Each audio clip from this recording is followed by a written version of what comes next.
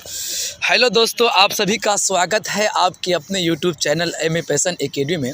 दोस्तों, आज की इस क्लास में हम लोग करने वाले हैं मोस्ट इम्पोर्टेंट ऑब्जेक्टिव 100 क्वेश्चन जो आपका एग्ज़ाम में सीधे आने वाला है। तो आप लोग ये वीडियो को पूरा अंत तक ज़रूर देखेंगे और अपना जो कल एग्ज़ाम होना है उसमें आप बेहतर किए होंगे।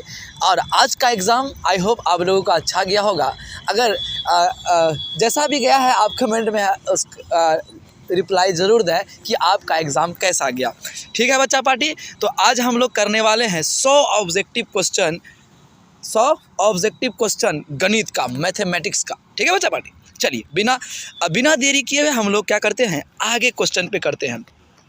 तो फर्स्ट क्वेश्चन है कि रूट अंडर 19 एक है। तो रूट अंडर 19, रूट अंडर 17 यानी रूट के अंदर ऐसा नंबर रहे जिसका परफेक्ट स्क्वायर आप नहीं जानते हैं, वो क्या होता है बच्चा पार्टी? तो वो होता है सर अपरिमेय संख्या। क्या होता है? अपरिमेय संख्या होता है। क्या होता है बच्चा पार्टी? तो अपरिमेय संख्या होता है सर। चलिए अगला क्वेश्चन है हमारा कि 140 का अभाज्य गुणनखंड करने पे 140 का अभाज्य गुणनखंड हम लोग करेंगे तो क्या होगा? 7 का गुणनखंड। तो इसका 140 का जब हम लोग अभाज्य गुणनखंड करते हैं बच्चा पार्टी तो क्या होता है? 7 का गुणनखंड जो आता है वो 1 आता है। आई होप आपको करने आता है। अभी हम करेंगे तो 100 क्वेश्चन करने के लिए हमें 1.5 घंटा लग जाएगा।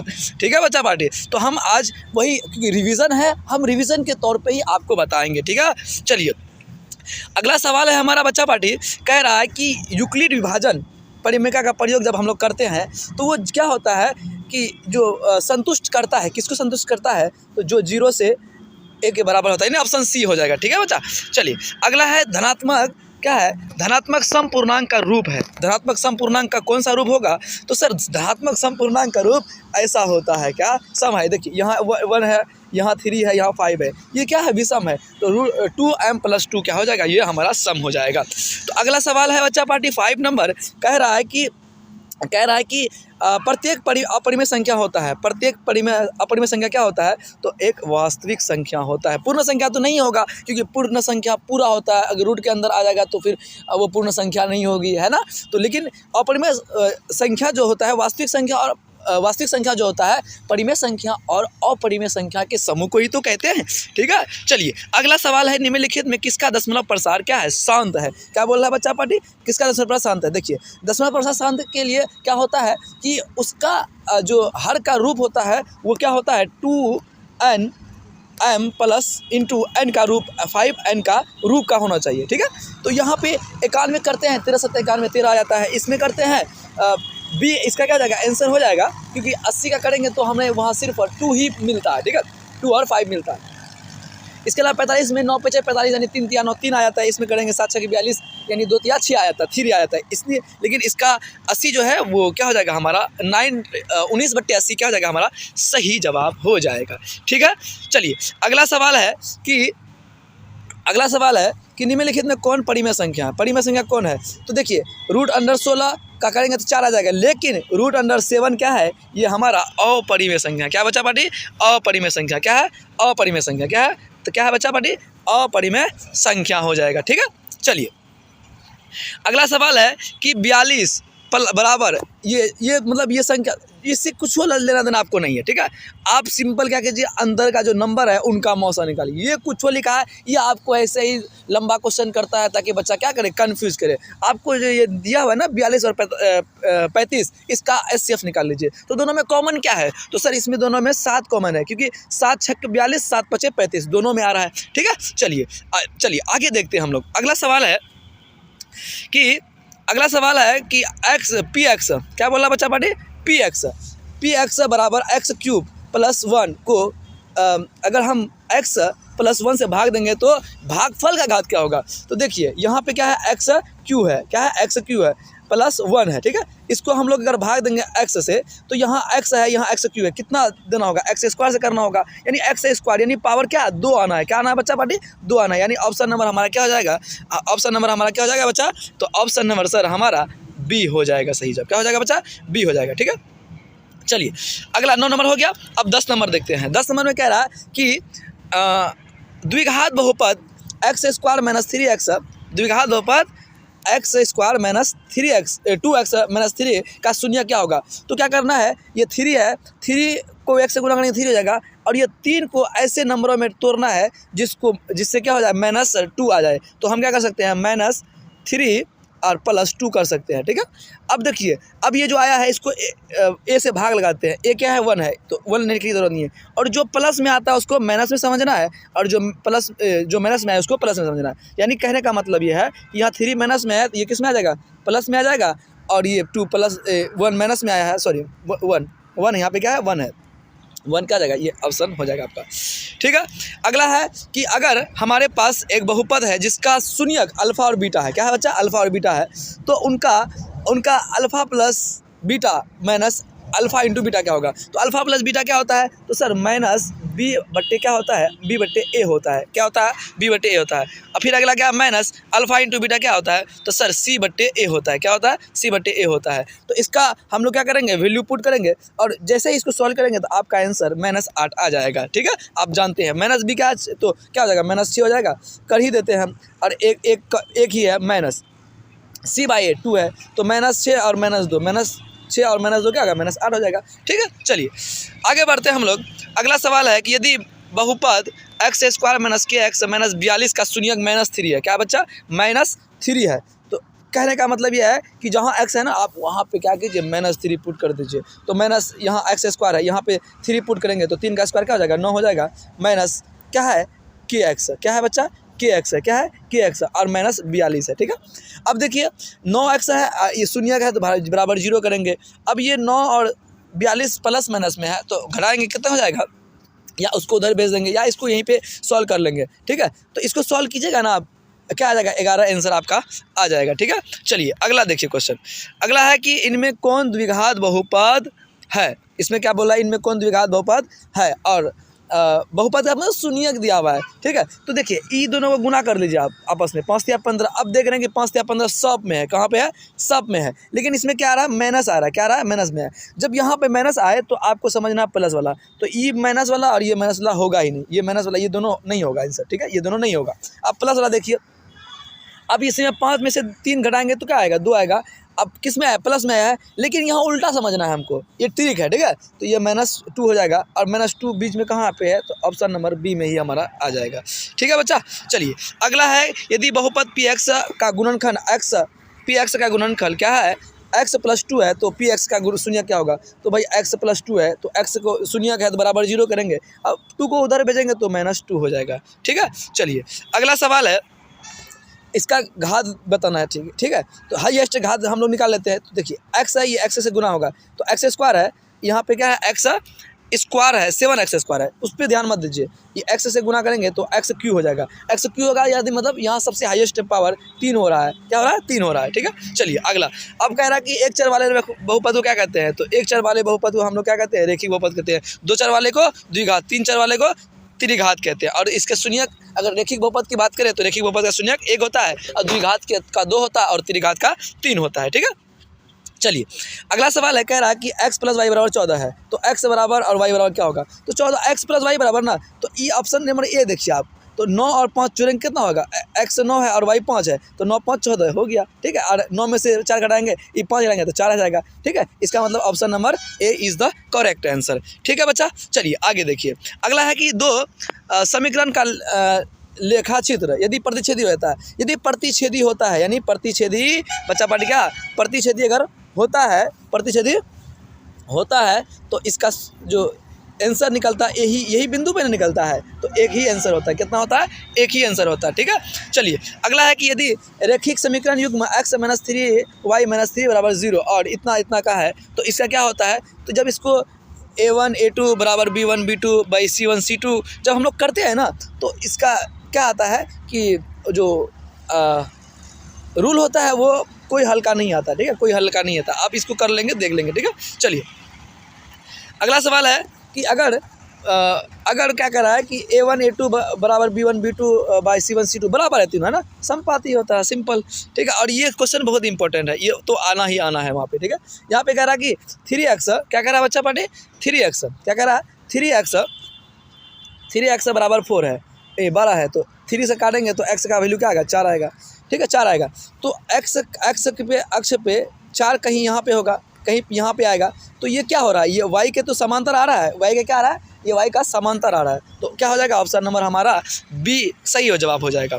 ठीक है, अगला देखिए कौन निम्नलिखित में कौन द्विघात समीकरण नहीं है, क्या कह रहा है, कौन द्विघात करण नहीं है, क्या कह रहा है बच्चा, दो कौन द्विघात समीकरण नहीं है। ऑप्शन नंबर ए भी है, 2 भी है और सी हमारा नहीं है, क्या है नहीं है, क्योंकि इसका घात 2 नहीं हो रहा और सबका द्विघात समीकरण हो रहा है। ठीक है, अगला कह रहा है कि के का किस मान के लिए समीकरण x² + 6x + k = 0 का मूल वास्तविक और असमान है। तो वास्तविक और क्या है, असमान है, वास्तविक और असमान है, यानी मतलब जो d का वैल्यू आएगा हमारा, यानी मतलब कहने का मतलब ये है कि d का जो हमारा वैल्यू होगा वो क्या होगा, 0 से बड़ा आएगा। तो 0 से बड़ा आएगा तो हमें कह रहा है कि k का मान ज्ञात करें, किसका मान ज्ञात करें, तो k का मान ज्ञात करें। तो k का मान हम लोग ज्ञात कर लेंगे, b² - 4ac। तो इस तरह से अब क्या करेंगे, इसको सॉल्व करेंगे तो हमारा आंसर क्या आ जाएगा, सी आ जाएगा। ठीक है, चलिए अगला है कि 2x² - 5x + 3, क्या बोल रहा है बच्चा पार्टी, 2x² - 5x + 3 बराबर 0 के मूल हैं। ठीक है, इसका मूल जो होगा इसको सॉल्व करेगा तो 3 दूनी क्या आ जाएगा, 6 आ जाएगा। 6 का अगर हम लोग टुकड़ा करते हैं तो क्या आता है, तो सर यहाँ पे -3 कर देंगे और प्लस -2 कर देंगे, 3 2 5 होगा और 2 से हम लोग क्या करते हैं, भाग लगाते हैं। 2 से क्या करेंगे, ए यहाँ पे 2 है तो इसको काटेंगे तो यहाँ पे -1 आएगा और यहाँ पे करेंगे 3/2 माइनस में आएगा। अब जो माइनस में आता है उसको क्या समझना, प्लस में समझना, यानी ऑप्शन नंबर हमारा क्या होगा, A is the correct answer हो जाएगा। ठीक है, अगला है कि b² - 4ac छोटा है किससे, 0 से, यही बात कह रहा है यहाँ पे। ठीक है, यानी ये जो यहाँ कह रहा है कि जो d का वैल्यू है हमारा, d का जो वैल्यू है वो क्या है, 0 से छोटा है, यानी माइनस में आएगा। माइनस में कम आता है जब वास्तविक मूल होता ही नहीं है, मतलब मूल निकलेगा ही नहीं, वास्तविक और एवं असमान, वास्तविक और नहीं नहीं कोई वास्तविक मूल नहीं, वास्तविक एवं समान नहीं। इसका आंसर जो होगा वो ऑप्शन नंबर हमारा क्या होगा, कोई वास्तविक मूल नहीं होगा, मतलब मूल निकलेगा ही नहीं तो भाई है। ठीक है, तो यानी ऑप्शन नंबर हमारा सी इज़ द क्या हो जाएगा, करेक्ट आंसर हो जाएगा। देखिए अगला है कि मूलों का जोड़ और मूलों का गुणनफल। मूलों का जोड़ मतलब अल्फा प्लस बीटा, क्या बोल रहा है, मूलों का जोड़ यानी अल्फा प्लस बीटा।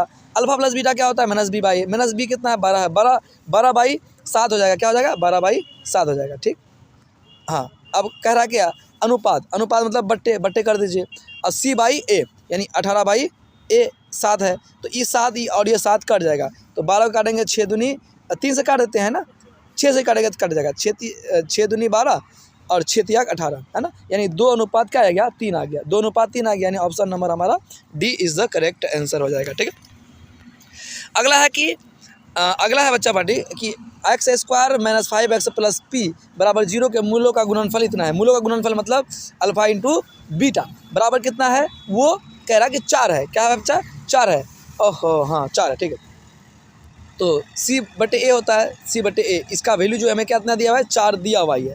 ठीक है, c कितना है, p है और a कितना 1 है, बराबर 4, यानी p का मतलब 4 ही होगा, यानी ऑप्शन नंबर ए ही हो जाएगा हमारा। ठीक है, चलिए अगला है कि x² क्या बोल रहा है बच्चा पार्टी, x² क्या बोल रहा है, x² - px + q का विवेचक होगा, यानी विवेचक मतलब d निकालना है, विवेकतर बोलता है, विवेचक बोल देता है। ठीक है, तो हम लोग क्या करेंगे सर, वो होता है d बराबर क्या होता है, d बराबर क्या होता है, b² - 4ac होता है। तो b कितना है, तो b हमारे पास है p, तो p का स्क्वायर -4, a कितना है, a है 1 और c कितना है, तो वो है q, तो क्या हो जाएगा, p² - 4q, p² - 4q, p² - 4q कहाँ है, p² - 4q कहाँ है, तो ऑप्शन नंबर हमारा, ऑप्शन नंबर क्या हो जाएगा, p² - 4q, तो p² - 4q जो है वो हमारा ऑप्शन नंबर ए में है। ठीक है, लेकिन बी में सी में देखिएगा तो वो हमारा किस में है, तो वो हमारा प्लस में, लेकिन हमारा आंसर माइनस में है। चलिए आगे देखिए, अगला 29 नंबर सवाल है कि एक समांतर श्रेणी है, nवां पद क्या होगा, तो ए एन बराबर फॉर्मूला क्या होता है, तो ए एन बराबर फॉर्मूला आता है a + n - 1 इंटू क्या होता है, d होता है। ठीक है, तो a कितना है, a हमारे पास है 1 प्लस n पता नहीं है, n ही तो हमें निकालना है, n - 1 इंटू d कितना है, तो d से 5 में से करेंगे 4। ठीक है, तो e करेंगे तो हम लोग क्या हो जाएगा, a n बराबर, तो 1 + 4n - 4। ठीक है, 4 में से 1 घटा देंगे तो क्या होगा, -3 + 4n -3 + 4, यानी ऑप्शन नंबर हमारा क्या हो जाएगा, ए सही जवाब हो जाएगा। ठीक है, अगला है समांतर श्रेणी का 36वां पद क्या होगा, 36वां पद बोलेगा यानी a + 35d, a + डी करेंगे हम लोग। तो ए कितना है 10 है प्लस 35, डी कितना है तो डी 7 में से 10 घटाएंगे तो क्या हो जाएगा बच्चा पार्टी, 7 में से 10 घटाएंगे तो इंटू -3 हो जाएगा। तो 35 तिया कितना हो जाएगा, तो यहाँ पे करेंगे सर 10 प्लस माइनस 5 तिया 15, 3 तिया 9 1 10। 105 में से अगर हम लोग क्या करेंगे 10 को घटा लेंगे, 105 में से 10 को हम लोग क्या करेंगे घटा लेंगे तो हमारा क्या आ जाएगा -95 आ जाएगा। कितना आ जाएगा -95। 105 में से 10 घटाएंगे तो क्या हो जाएगा हमारा 95 आंसर हो जाएगा। ठीक है बच्चा। चलिए अगला सवाल है कि समांतर श्रेणी, क्या बोल रहा है, समांतर श्रेणी का 5वां पद क्या होगा, यानी अगला इसका पद क्या होगा। ठीक है, तो अगला पद इसको निकालेंगे तो हमारा रूट अंडर क्या आता है 50 आ जाता है। ठीक है, कितना आता है 50 आ जाता है। चलिए अगला समांतर श्रेणी का पद है, मतलब समांतर श्रेणी का अगर पद है तो इसका डी क्या होगा 0 होगा। यानी कहने का मतलब ये है कि x क्या हो जाएगा बच्चा x + 2 एक पॉइंट है और 3x अलग है और 4x + 1 है। ठीक है, इनको जब आप लोग सॉल्व करेंगे यानी 3x - x + 2 करके मतलब सॉल्व करेंगे, इसका थोड़ा सा लॉन्ग चला जाएगा। ठीक है, तो ये आपका जो आएगा ना वो ऑप्शन नंबर सी हो जाएगा। क्या हो जाएगा सी हो जाएगा, थोड़ा सा लॉन्ग बन जाएगा। ठीक है बच्चा बेटे, क्या आ जाएगा थोड़ा सा लॉन्ग आ जाएगा। अगला है कि अगला है 1/3 + 1/8, 1/3 1/8। ठीक है, इसका समांतर माध्य क्या होगा, तो माध्य मतलब जोड़ना है तो 1/3 + 1/8, 2 नंबर है, 2 से क्या करेंगे हम लोग भाग लगाएंगे, एलसीएम लेंगे तो 8 + 3 बट्टे 8 तिया 24 और ये 2 ऊपर में जाएगा, ये मतलब नीचे ही है, नीचे हो जाएगा तो 8 3 11, 11 बट्टे क्या हो जाएगा 24 दूनी 48, क्या हो जाएगा 24 दूनी 48। यानी ऑप्शन नंबर हमारा बी जो है वो सही जवाब हो जाएगा। यहाँ थोड़ा मिट गया है, ये जो ऑप्शन है 11/48 है। ठीक है, 11/48 है। अगला सवाल है कि यदि किसी समांतर श्रेणी का n पद 2n इतना है। ठीक है, 2n + 1 का रूप का है ना, प्रथम 3 पदों का योग ज्ञात करें। तो इसमें क्या करेंगे n जहाँ जहाँ है वहाँ पे 1 पुट कर देंगे तो 2 × 1 + 1 यानी 2 × 2 1 3 हो जाएगा। अगला करेंगे 2 × 4 1 5 हो जाएगा। अगला करेंगे तो 2 तिया 6 1 7 हो जाएगा। यानी इसको जोड़ देना है 7 5 12 3 15, क्या जाएगा 15 हो जाएगा इसका आंसर। चलिए अगला बोल रहा है कि 1/2 + 1/3 1/2, 1/3, 1/6 का n पदों का योग है ना। तो भाई 1/2 करेंगे हम लोग। ठीक, उसके बाद ये हो गया हमारा ये।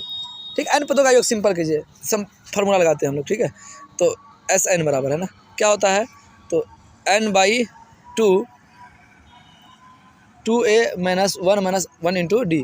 ठीक है, इसको जब आप लोग सॉल्व कीजिएगा ये क्वेश्चन आप सॉल्व कर लीजिएगा, थोड़ा इसमें इसका लॉन्ग प्रोसेस है और यहाँ हमारे पास स्क्रीन जो है वो बहुत छोटा पड़ जाता है, जिसके कारण यहाँ उसको सॉल्व करना पॉसिबल नहीं है। ठीक है, आप आंसर हमें पता नहीं चल रहा है कि क्या होगा, तो आई होप आप ये इसको कर लेंगे। ठीक है, अच्छा अगला है कि सीधी समांतर श्रेणी का प्रथम पद इतना और सर्वांतर इतना है तो nवां पद क्या था a + n - 1 × d। ये तो सीधा फार्मूला है, ऑप्शन नंबर बी है। बीच की दूरी ज्ञात करना है तो x² + x1 - x2 the whole square, यही फार्मूला होता है ना, x1 - x2 the whole square और y1 y2 the whole square, ये होता है। तो इसको जब हम लोग सॉल्व करेंगे, ठीक है, x2 क्या है 4 - 2 इसका होल स्क्वायर प्लस 1 - 3 इसका होल स्क्वायर अंडर रूट 4 में से 2 करेंगे 2।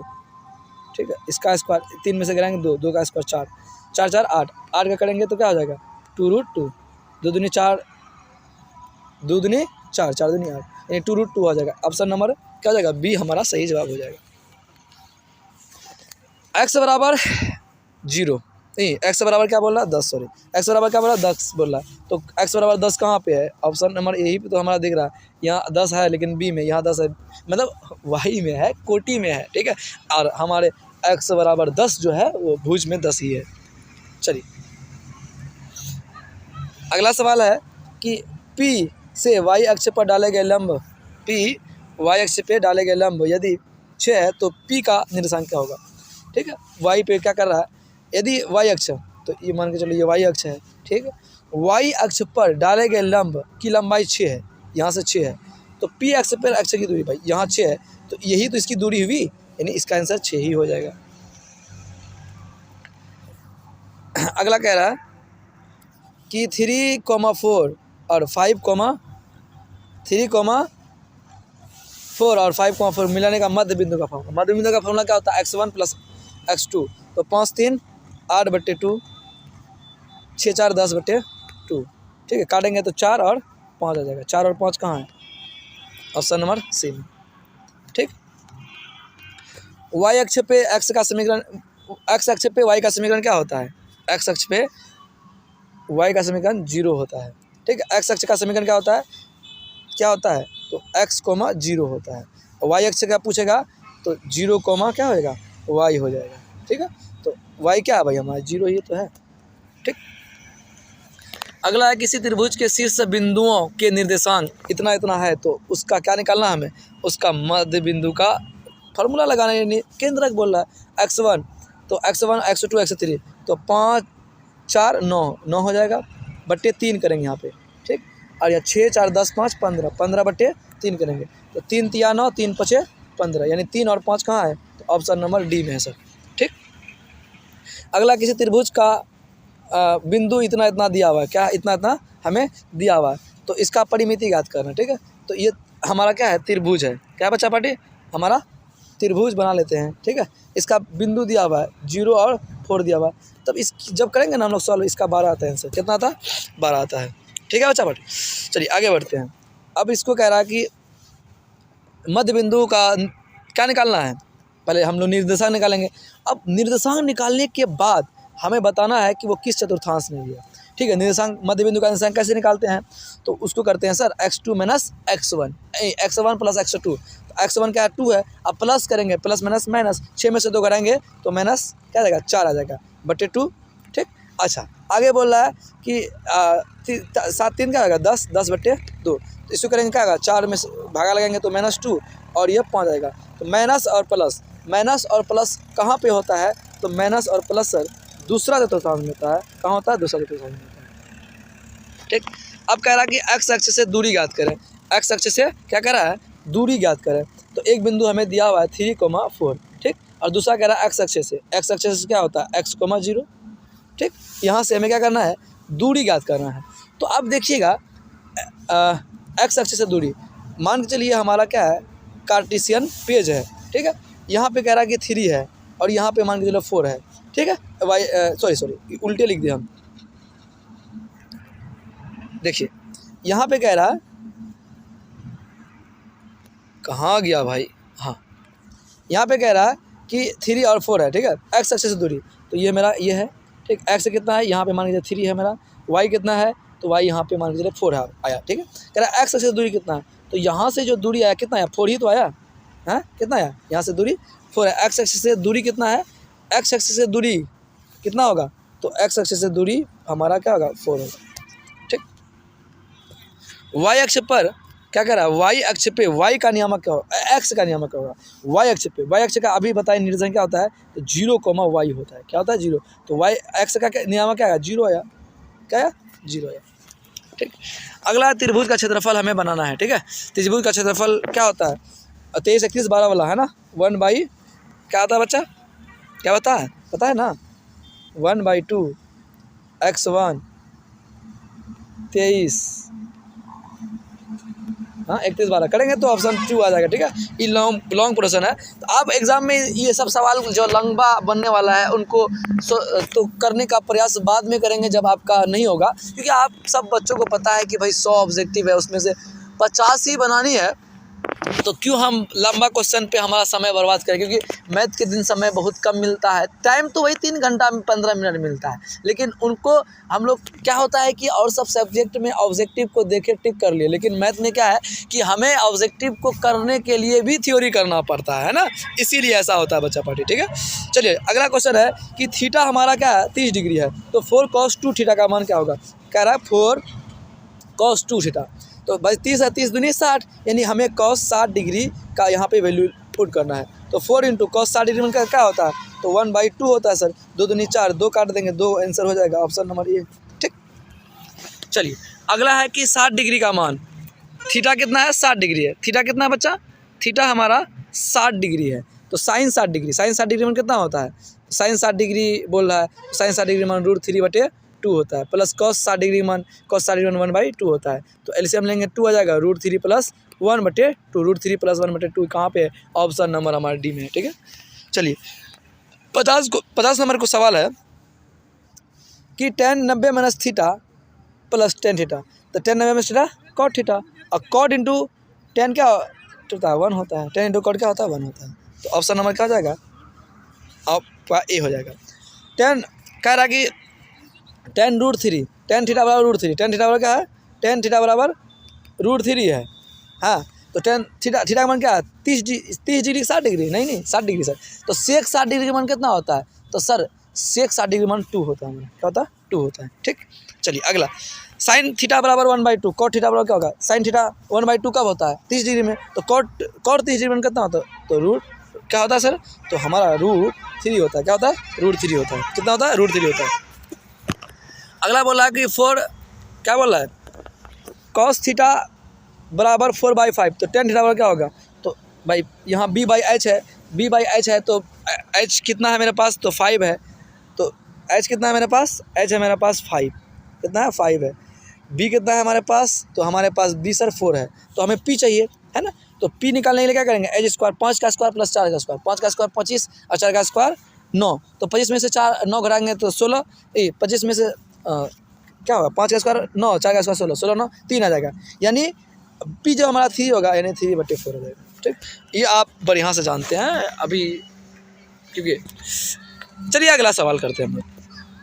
ठीक है, cos theta plus sec theta बराबर 5/2। ठीक है, जब भी ये सवाल आए क्या करना है, इस नंबर का स्क्वायर करके 2 घटा देना है, तो 5 का स्क्वायर करेंगे क्या होगा 25/2 का स्क्वायर 4 माइनस 2 घटा देंगे, तो एलसीएम लेंगे तो क्या हो जाएगा 4 25 माइनस 8, 25 में से 8 घटा देंगे तो हमारा क्या हो जाएगा, तो 25 में से 8 घटाइए, यानी 25 में से क्या करेंगे आप 8 घटा देंगे, तो 25 में से अगर 8 घटाएंगे तो कितना होगा, तो सर 25 में से 8 घटाएंगे तो हमारा 17 आ जाएगा, कितना आ जाएगा 17 आ जाएगा।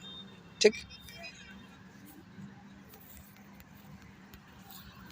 अगला सवाल है कि sine 45 degree plus cos 45 degree में, साइन 45 डिग्री मान 1/2 √2 प्लस 1/√2 यही होता है ना, तो क्या हो जाएगा 1 + 1/2 √2 है ना, तो क्या हो जाएगा 2/√2। ठीक, हर का परिमेय करेंगे √2/√2। ठीक है, तो ई से 2 काट जाएगा, √2 ही सिर्फ बचेगा हमारा। ठीक, चलिए sec square 60 degree minus 1, sec square 60 degree minus 1, sec 60 degree में कितना होता है, तो अभी आप पढ़े थे क्या होता है 2 बटे कितना होता है 2 होता है, कितना होता है 2, 2 का स्क्वायर 4, 4 में से 1 घटाएंगे 3। अगला है कि √2 साइन थीटा, तो यहाँ आप देखिएगा √2 साइन 60 माइनस 1। ठीक है, ये 2 को इधर भेजेंगे तो 1/2 हो जाएगा, इधर ऐसा मतलब ऐसा आ जाएगा साइन क्या आ जाएगा बच्चा बेटे, साइन 60 माइनस ए आ जाएगा, अल्फा आ जाएगा बराबर 1/2। ठीक है, 1/2 45 डिग्री में होता है, अब ये साइन यहाँ से काट देंगे तो बचेगा यहाँ 45 डिग्री। ठीक है, अब 45 को इधर लाएंगे तो 15 हो जाएगा। ठीक है, क्या हो जाएगा 15 हो जाएगा, और ए का मान 15 निकल जाएगा। ठीक है, इसको आप कर लीजिएगा, आ जाएगा। तो 2 इधर लाएंगे 60 डिग्री, क्या देंगे, देखिए यहाँ पे आप देखेंगे भाई, देखिए ज़्यादा क्वेश्चन भारी है नहीं, बिल्कुल आसान है। 2 को इधर लाएंगे तो √3/2 आएगा, √3/2 आएगा। ठीक, यहाँ 2 थीटा है, तो 2 थीटा इसका मान मतलब क्या होता है 30 डिग्री का मान, 30 डिग्री मान होता है, कितना डिग्री मान होता है, अरे इसका मान 60 डिग्री का होता है, कितना होता है 60 डिग्री होता है। अब यहाँ से 2 लाके इसको काटेंगे 2 से, तो 30 आएगा ना, 30 डिग्री आएगा ना, तो 30 डिग्री कहाँ है ए में। ठीक, इसका मान तो 1 होता है भैया। ये आप अगर ये दोनों का tan cot sine cos sec cosec ऐसा रहे और दोनों का योग 90 पुर जाए और बट्टे में रहे तो 1 लगा दीजिए, माइनस में रहे तो 0 कर दीजिएगा। सेक 60 डिग्री माइनस कॉट 24 डिग्री, दोनों को जोड़ने के बाद कितना आता है, तो सर दोनों जोड़ने के बाद हमारा 90 आ जाता है, तो इसमें से कोई बदल देते हैं। ठीक है, तो इसको बदलेंगे तो क्या आ जाएगा कॉसेक हो जाएगा, कॉसेक 90 में cosec theta square theta minus tan cot square theta क्या होता है 1 होता है। ठीक, एक्स्ट्रा नंबर देखिए, इसका क्या होगा, साइन थीटा, क्या बोल रहा है यहाँ पे बोल रहा है साइन थीटा, क्या बोला, साइन थीटा इंटू सेक 90 में से cosec theta plus tan theta coordinate, यानी इधर करेंगे तो 1, इधर करेंगे तो 1, 1 1 2, ठीक। अगला है कि कॉस स्क्वायर थीटा बटे 2 है और 4 साइन स्क्वायर थीटा बटे 2 है।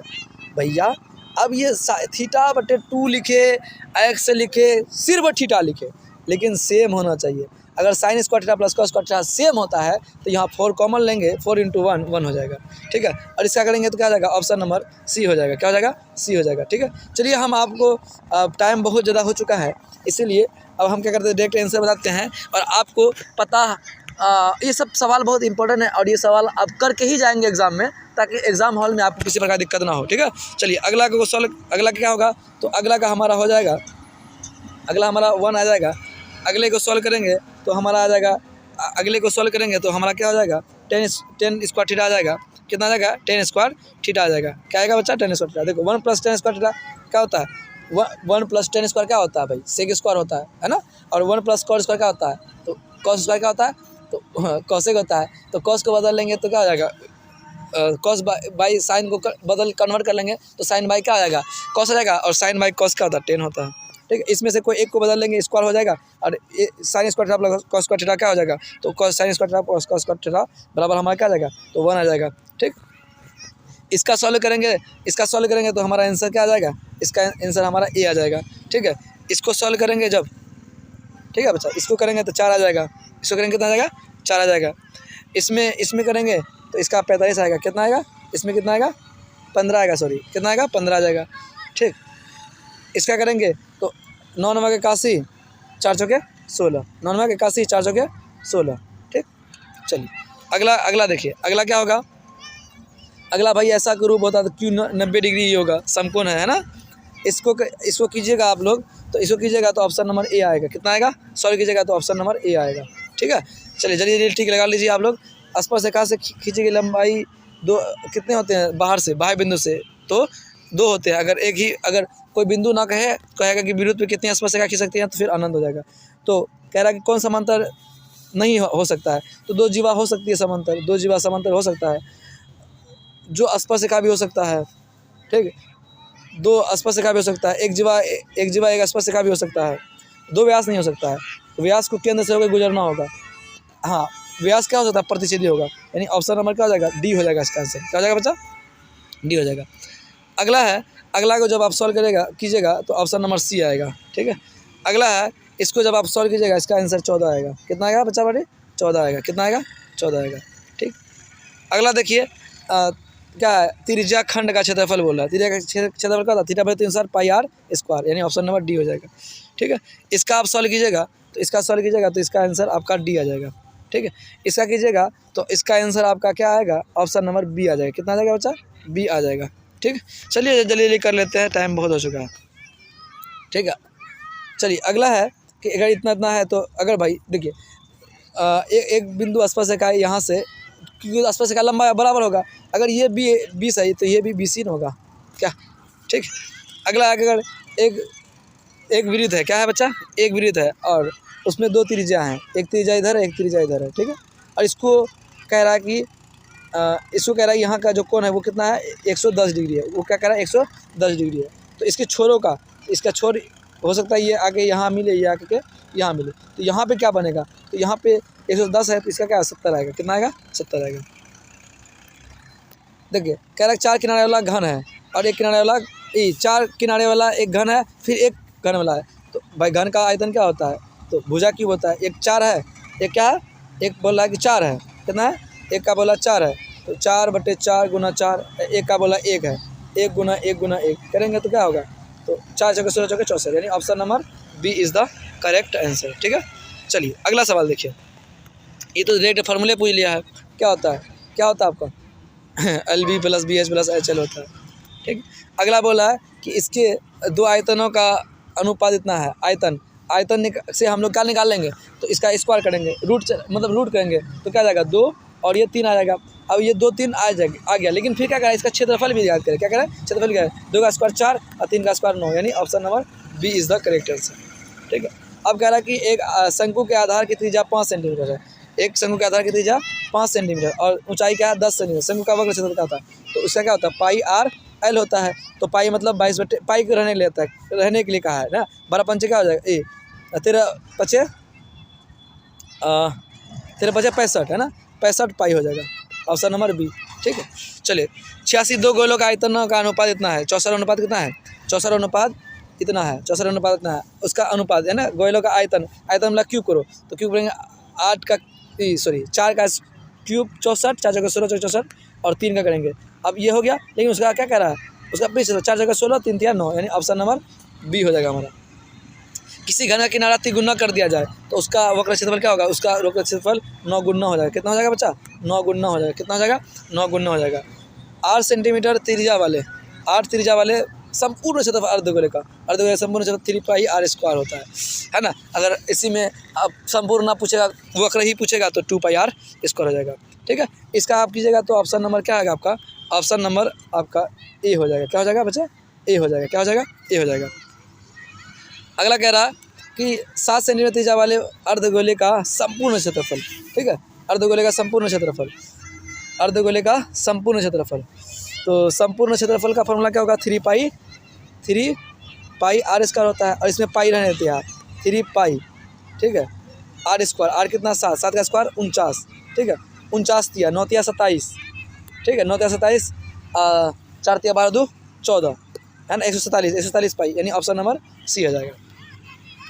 निश्चित घटना की परिता क्या होती है, 1 होती है भैया। अनिश्चित घटना की परिता तो 0। ठीक है, चलिए अगला है कि कौन सा घटना की परिता नहीं हो सकती, परिता का वैल्यू नहीं हो सकता है, यानी परिता का वैल्यू क्या होता है, 0 से लेकर के क्या होता है, 0 से लेकर के 1 के बीच ही अलाउ करता है ना। 0 से ज़्यादा नहीं होना चाहिए और माइनस में नहीं आना चाहिए। तो ऑप्शन नंबर डी, इसका वैल्यू 1 से ज़्यादा आता है, 1 पॉइंट समथिंग आता है। ठीक है, 3 सिक्कों को उछाला जाता है, तो 3 सिक्कों को उछाला जाता है। सिक्का में कितने पार्ट होते हैं, 2 होते हैं। 3 बोल रहा, 3 बोला तो क्यूब कर दो, 2 का क्यूब क्या होता है, 8 होता है, सिंपल। यदि किसी घटना घटित नहीं हो सकती है तो उसका परिता क्या होती है, घटना परिता नहीं घटित नहीं हो सकती तो 0, यानी अनिश्चित घटना। क्या बोला, अनिश्चित घटना। ठीक है, चलिए अगला है कि एक पासे को फेंका गया तो 3 बड़ी संख्या आने की परिता। एक पासे को फेंका गया 3 से बड़ी, तो कुल संभव परिणाम कितने होते हैं, 6 होते हैं। पासे में कितने होते हैं बच्चा, 6 होते हैं। 6 हो गया। अब क्या है, 3 से बड़ी क्या, 4 5 6, यानी 2 क्या 4 5 6, यानी 3 ठो आ गया। 3 को करेंगे 1/2, क्या हो जाएगा इसका आंसर हो जाएगा। ठीक, अगला है कि इनमें कौन बहुलक है, इसमें क्या कह रहा है, कौन बहुलक है। तो बहुलक निकालने का क्या है भाई, तो बहुलक निकालने के लिए जो सबसे ज़्यादा बार क्या रिपीट हुआ है, तो इसमें देखेंगे सबसे ज़्यादा रिपीट जो हुआ है वो क्या हुआ है, तो 26 सबसे ज़्यादा रिपीट हुआ है। क्या हुआ, सबसे ज़्यादा 26 आपका क्या हुआ, रिपीट हुआ है। इसका हो जाएगा। प्रथम 8 आभास संख्याओं का माध्यिका ज्ञात करें। प्रथम 8 आभास संख्या, 8 आभास संख्या प्रथम कहाँ से होगा, तो सर 2 कहाँ से होगा, तो सर 2 से स्टार्ट करते हैं हम लोग। 2 3 4 5 6 7, सॉरी हम क्या लिख रहे हैं, अरे सॉरी आभाज ना बोल रहा है, चलिए आभाज बोल रहा है, तो देखिए 2 लिखना पड़ेगा, 3 लिखना पड़ेगा, 5 लिखना पड़ेगा, 7 लिखना पड़ेगा, और 7 उसके बाद 8 नहीं होगा, 9 नहीं होगा, 10 11 होगा। ठीक है, तो क्या बोल रहा है 8 गो, क्या बोल रहा है 8 गो बोल रहा है ना। तो 1 2 3 4 5। ठीक है, इससे आगे हम लोग जाने की ज़रूरत है नहीं हमको, क्यों, क्योंकि 8 बोल रहा है तो हम लोग क्या करते हैं, बीच में जो आता है वही ना माध्य होता है। तो यहाँ सम संख्या बोल रहा है, तो सम संख्या बोला नहीं कटेगा, यानी 3 गो इधर हो जाएगा, 3 गो उधर हो जाएगा, तो 3 गो इधर हो जाएगा ना, 3 गो इधर हो जाएगा, तो 3 और 3 उधर 6 2 8, यानी इन दोनों को क्या करना, हम जोड़ के 2 से भाग लगा देंगे, तो 7 1 8, यानी 18/2 काटेंगे तो 9 आ जाएगा। क्या जाएगा, 9 आ जाएगा। चलिए इस सवाल को कीजिएगा तो इसका आंसर आपका वो 3 गुना माध्य वाला जो फार्मूला है वो करके हो जाएगा। ठीक है, इसका माध्य निकालेंगे तो इसका माध्य जो होगा आपका निकाल लीजिएगा। ठीक है, माध्य दिया हुआ है तो एक्स जोड़ करके इस तरह हो जाएगा। ठीक है, और किसका मान नहीं होता है, तो परिसर का मान हम लोग केंद्र प्रवृत्ति से नहीं ज्ञात करते हैं। आई होप आप लोगों को समझ में आ गया होगा, और ये सारे क्वेश्चन बहुत ही इंपॉर्टेंट है, आप अपने स्तर से इनको कर लेंगे और आपका एग्ज़ाम कल बेहतर जाएगा। बेस्ट ऑफ लक, मिलते हैं फिर अगले क्लास में। Thanks for watching this video.